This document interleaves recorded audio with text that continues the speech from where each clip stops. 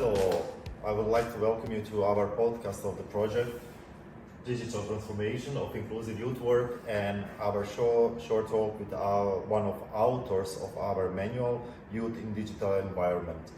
What we are going to talk about it in this short podcast is where our authors found idea for the topics, but you will see in our webinars, and why those topics are important in their daily work. On my left side, I would like to present you Nedim. Nedim is a professional youth worker and author of a lot of manuals for youth work and youth workers. On my right side is Amar, and Amar is also a professional youth worker who works a lot of on a lot of manuals for youth workers. So I would like to ask, let's start with Nedim, to ask him, why did you choose those topics for your manual or our manual on the youth in the digital environment? Thank you, Franjo. So we discussed in this manual, we cover the topics of media literacy, cyberbullying and internet addiction as the three most presented topics, and we cover a bit more of them, but more or less we are covering the media literacy, some first level, maybe some surface level of media literacy. We have chosen those topics based on years of our experience, mostly working in international youth work environment, working across EU countries and working with different youth organizations, different companies and formal educational institutions. And based on our experience so far, nevertheless, when we think that maybe media literacy is a topic that is covered a lot, we still, when we meet each new group of youth workers on international activities, we see the need in them, and they share the need that they are missing practical tools, that they are in need of additional tools that they might use in their local activities, and they can easily adjust. Based on that, that was like our starting point, and based on that we developed all of the content and approach. Still, it's something that is maybe on the surface level. We are not diving that much into the topic, but we wanted to create more of a practical activities that can be easily used and that can be easily presented and easily adjusted to different groups, because sometimes we work with teachers, with professors coming from formal educational sector. Sometimes we work with volunteers and youngsters and young educators coming from youth organizations, and we wanted to be applicable as much for them as it is for youth workers. So Amar, what is your opinion about this topic? Why those topics, in your opinion, are important for youth workers and especially for young participants? Yeah, from my experience working generally in the youth work, addressing the topic of digital transformation, if you look at the definition of digital transformation, those topics are in the core of the digital transformation. So we cannot have these young people getting more ready to go deeper and dive deeper into the world of the digital technologies if they do not have at least basic competencies in the topic that we are mentioning. And also from our work at both local and international level, what is really good that I like about those topics and the workshops, that they can be, this is a problem we have at general European level. So there is not any specific country in the Europe that is maybe on the bit higher level, but this is the problems we are facing now and every day in each country. So the workshop we developed and the topics that we choose will be tailored for the needs of all youth workers across the Europe, all youth work practitioners, to be able to address them with the young people, especially when we speak about digital world, about virtual world. All the threats are getting general, and all the threats are going much faster. So now if someone posts some hate speech or some false information online, it can get easily viral in the matter of seconds, not even the minutes. And this is the new reality that we have to prepare both our young people and both our youth workers how to fight it, how to keep safe, how to keep good, and how to keep their well-being in this digital environment. For me personally, there are two topics which are quite important as from my professional background. internet addiction and the cyberbullying. They are quite, let's call them new topics, but again, not new topics. How fast can you catch as a trainers those topics, development of those topics and all materials and all changes inside of it? Basically, in this material, we try to cover the basics. And of course, as Amar said, we are living in rapidly growing and rapidly changing world. A lot of things, especially connected to digital surrounding and digital environment, are changing as we speak. And new forms, of course, of when we talk about cyberbullying and when we talk about addiction, new forms of addiction and cyberbullying are created as we speak. We wanted to cover some basics, and as I said in the beginning, we didn't go that much into depth. This is more of a material that is there to be used as a good foundation to further discuss later on with participants from different groups. Again, from the field, from our experience and from knowing the realities and from our personal work in digital sector, we know it would not be applicable in 2-3 years if we would cover the currently active approaches that bots use online, currently active ways of how to fight internet addiction, because in 2-3 years we would definitely have new forms and formats of both the cyberbullying and internet addiction. And maybe just to add on this part, when we speak about youth work, we are now working with the young people who are digital natives, who are born with the digital technology devices in their hands. So also for us as a youth work, it's important to follow their rhythm. As they are developing, technologies are developing, also threats are getting more advanced, and those young people in the lower ages with the lower level of digital competences are getting involved in these threats and the scams online. So this is why for us as a youth work, it's also important to keep our digital competencies, to keep our knowledge of the realities around us in the digital environment at the higher level at the all time. As you mentioned that those new generations are called digital natives. How hard is for you as a youth worker is to work with that generation of digital natives, as you wrote it in this manual together with Nedim, that some sessions are like from 40-90 minutes. How hard is for that generation to hold the present on the activity or on the training or educational program? Mm-hmm. This is something that we were also really aware from our experience when we were developing this manual, that maybe something that we used a few years ago that's still addressing the topic, even if it's topically related, contently related, still up to date. The method that we might use to address it will not be any more up to date, especially by working with the young people, that their attention span went to the TikTok video or Instagram reels that is just a few seconds. They are not ready anymore to read long Facebook posts that maybe we used some years ago. So this is something that we took seriously into consideration when developing these workshops. Apart from the part that they can also be implemented in the face-to-face and also digital environment. So each workshop there are special tips and tricks for the facilitators and trainers who wants to implement it, how to do it in the online environment. That is something that could be maybe closer to this generation of digital natives. Maybe if we develop some educational poster, they will not be willing to write these posters anymore by hand, but they will be using Canva already at the level that we cannot imagine that they can be advanced. So this is something that we took into the consideration in developing the materials to make it up to date and to make it based on the needs of the target groups we are working with.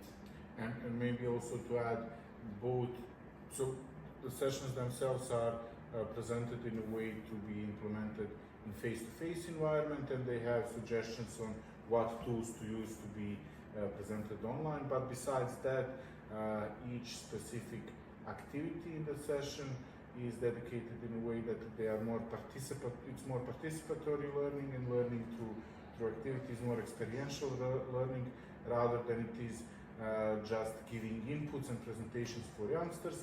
And the second important thing is that in a lot of workshops there is need actually to use devices to further research some topic, to be able to participate in some assignments. So this is also another way how we try to adapt it to new generations of participants that would come and be part of these workshops, especially those workshops that youth workers will then implement in their activities, or educators or teachers, etc. How was the process of writing this manual for you? Because there is quite a lot of material inside the written, and how I could see it, a lot of those materials are created and made for the activities in live. How was your process? Did you have any issues creating the new approach in virtual environment, to put them in the virtual environment?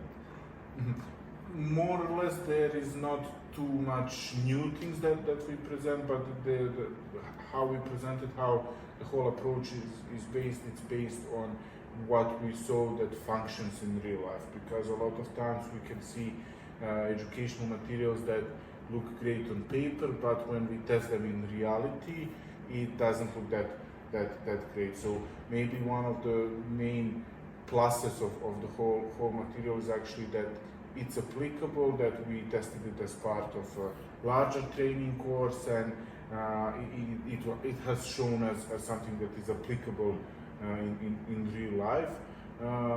Also during the process of development, it wasn't really that long process, because we had the previous experience of running activities in this level and in this topic, and then we just used everything that we knew from before, and there was just the process of updating and checking if everything is up to date, and maybe checking if there are some new cool tools and tips and tricks that we can share in the material for future use.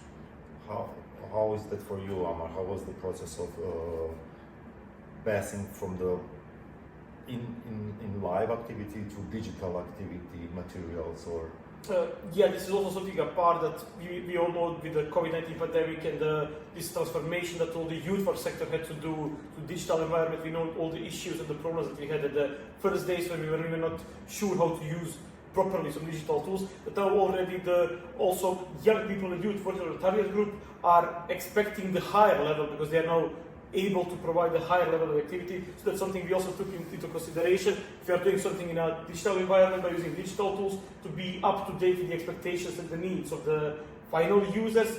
And also what is something I think really important, that once like this manual is being used, as we said, digital technologies are changing, it's emerging, it's improving, and this is also, we will be trying to collect feedback from all the youth work practitioners who are using this material in order to improve. Maybe in 2 years, everything that we spoke about cyberbullying will already be outdated. So this is something that we have the power again to change and to make some small changes in order to stay up to date with the events happening. I think this is the only solution if you speak about digital technologies, about virtual environment. You absolutely have no other options but to regularly collect feedback, analyze feedback, and improve the things. This is how the digital technology works. This is how our youth work should work. And this is something that was behind, I think, all the logics and all the work we did on development of this specific manual. thank you. I have one more last question. Is as you are coming from the field, working field with youth, youngsters, youths, and youth workers, and you are professional teachers, learners. What do you prefer more to do? Digital educational programs or in live? What is for you better, or where do you see that the participants are more involved in? It depends again from generation to generation of participants that we work with, but I think generally speaking, we are moving a bit back to this face-to-face, because during the pandemic time we had a lot of online activities and everything moved online. From when we talk about young people, everything moved online, from schools to hanging out with friends to playing games, and everything was online. And I think now even the new generations that were born with the devices and the internet, and it's part of their lives since they exist, they are becoming more and more sick of just using digital tools and just communicating in that way. So for me personally, I think, and based on the experience, I think it's a bit better to do it face to face, but again, not to do it in traditional way with saying like, okay, now we are doing just face to face activities and workshops. We are not using our devices, but actually doing the face to face, but combining it with digital device, and I think this is the best combination. As Amar said, sometimes we will not give them post, we will give them more freedom. If they want to design it in Canva, great. If we want to have gallery of posters presented, then we can always have printer on site that we can print it out, but this combination of both I think is the key and the answer.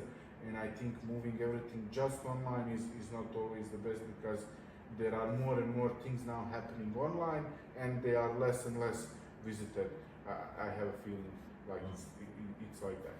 Okay, thank you. For you? Yeah, I also agree. For me, and as Nedim said, moving everything to digital will not be maybe the best solution, but also doing again things face to face, ignoring all the digital technologies and tools we have, will also not be definitely the best approach. So combining, taking maybe the good things from both sides is some ideal solution that it looks at the moment. We still have this all the personal advantages of the face-to-face education that we are used to maybe in the youth work in last decades, but the digital tools that young people are now able to use individually, independently, is something that we also try to involve as much as possible. And this is how I see it. And even if you have educational version doing fully face-to-face, some preparations or follow-up also can be done online, and this is something that you can always incorporate to make the best impact and the best results for all the participants at the workshop. Thank you, both of you. From my side, I don't have any more questions. Maybe if you want, I would like to add, or you want to give some tips and tricks for future youth workers. What would you like to tell them or suggest them for their future work, if you all have something? Yeah, definitely to try to use the material, and also to feel free to share feedback to any of the partners of the project. And it's a living matter during the project, and even during later after the officially project has ended. It's a living matter, and I think it's most important thing is actually to try to use the material, the methods and the approach, and to see what works and what doesn't, and to share any feedback for future improvement for the whole field, more or less. Thank you. Yeah, that will be more the same, and also I hope that those sessions will be useful for the youth work practitioners using them, and also I think that those sessions also have a good potential to be easily adjusted to different contexts. As I said, this is really general problem, so if someone is using this session with the small adjustments, they can multiply based on and that's something also mentioned in the manual for people who will be reading, that based on the complexity of the exercise and the background of the group that we have more experience, more developed digital competences, it can be easily adjusted to different levels to fit the needs of the all learners we have. Thank you, Nedim. Thank you, Amar. Thank you, everyone, for watching our short podcast here. In my name and name of the whole team of Youth Power Germany, I thank you, and I encourage you to use all our materials what we produce not on this project and another projects. They are free for your use, and on that way you are going to benefit, and we are also benefiting by your side by using our materials. Thank you. Bye.